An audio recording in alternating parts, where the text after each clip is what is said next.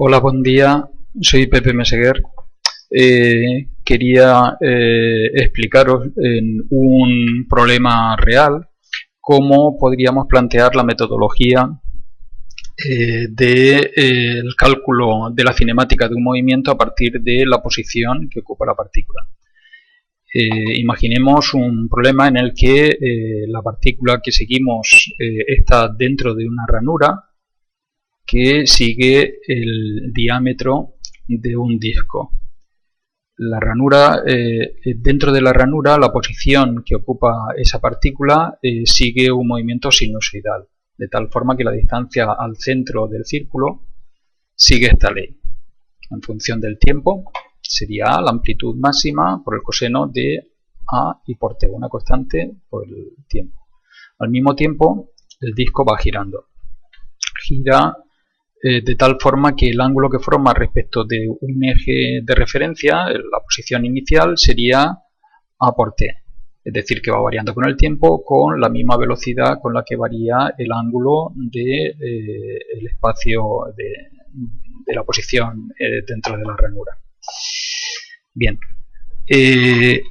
con esto tendríamos completamente definido ese movimiento y tendríamos que calcular a partir de esa definición del problema real, tendríamos que calcular la velocidad y la aceleración. Para eso, para aplicar la metodología que conocemos, necesitamos expresar el vector posición y para ello previamente necesitamos un sistema de referencia respecto de lo cual expresemos el vector posición. El sistema de referencia lo colocamos nosotros y debe ser un sistema de referencia que nos facilite la resolución del problema. En principio podría ser cualquiera, pero debe ser un sistema de referencia, ya digo, que nos ayude a interpretar, a poder interpretar el problema de una forma más simple y que también nos facilite determinados cálculos. Un sistema de referencia posible podría ser este que dibujo yo, en el que el eje X está sobre el eje origen del movimiento circular del disco y el eje Y vertical y en el mismo plano del disco. De esta forma, la posición de la partícula la podríamos situar simplemente mediante las coordenadas de ese punto en ese sistema de referencia, proyectando sobre los dos ejes. El valor de X sería proyectando sobre el eje horizontal la distancia al centro de la partícula, S, multiplicado por el coseno del ángulo que forma la ranura.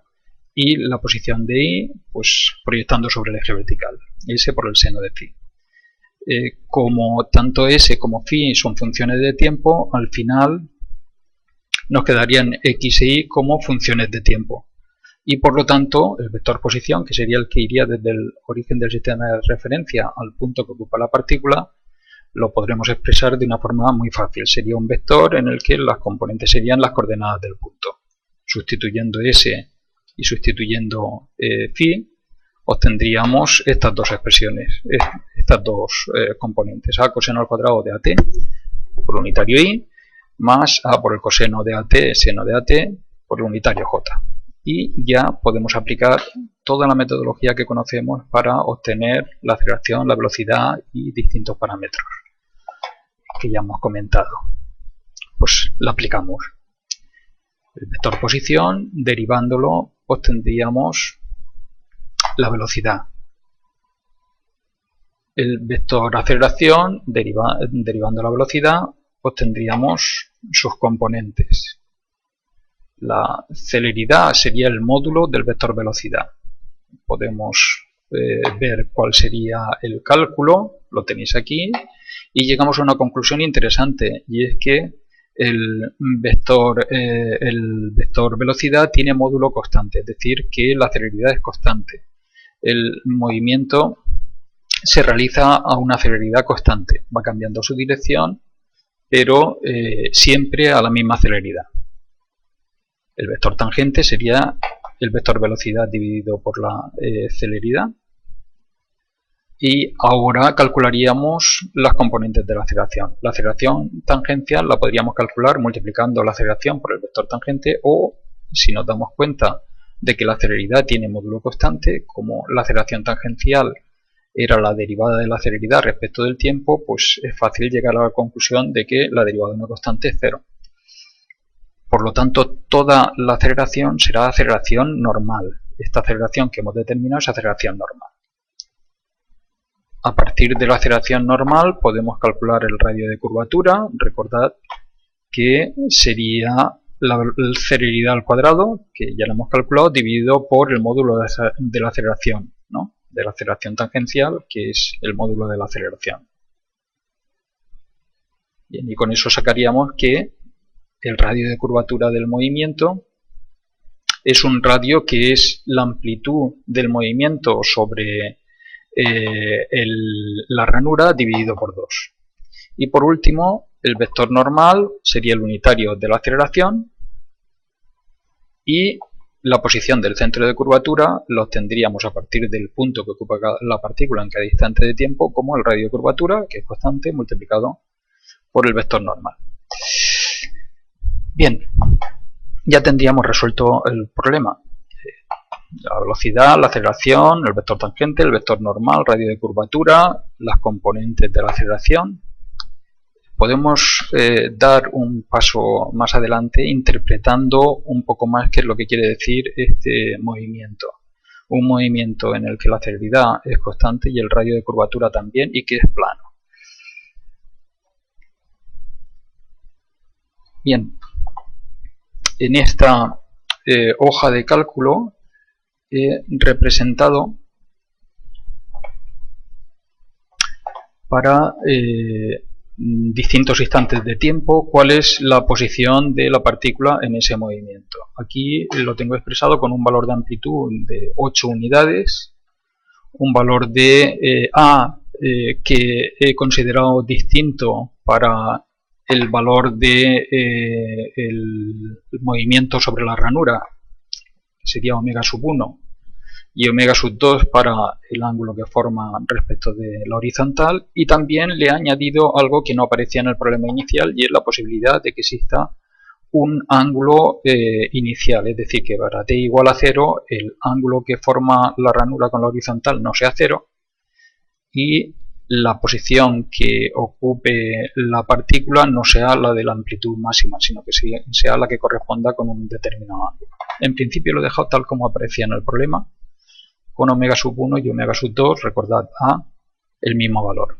El movimiento que se describe es un movimiento de tipo circular, a celeridad constante y radio igual a la mitad, es decir, 4 respecto de la amplitud del movimiento. Vamos a ver qué es lo que sucede si nosotros variamos la velocidad con la que modificamos la velocidad con la que varía el ángulo con el que avanza el movimiento circular del disco. Bien, nos damos cuenta de que deja de ser un movimiento circular y que dependiendo del valor que nosotros le vamos dando a ese ángulo, pues bueno, la trayectoria va describiendo unas figuras distintas.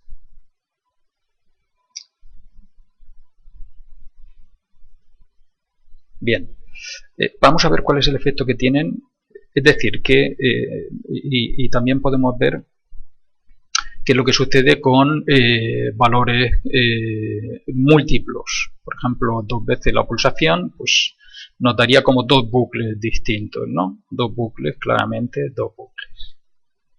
Si tenemos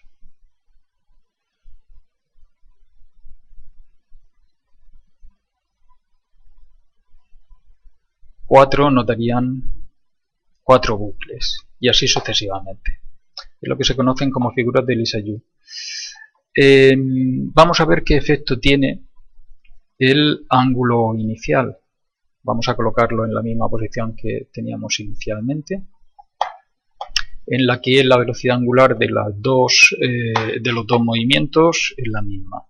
Si nosotros vamos modificando los ángulos iniciales, lo que aparece es como si girase esa circunferencia que describe el movimiento de esa partícula. Sigue siendo la misma circunferencia con radio la mitad de la amplitud del movimiento sobre la ranura, pero va girando en su movimiento, dependiendo del ángulo inicial en t igual a 0 Bien.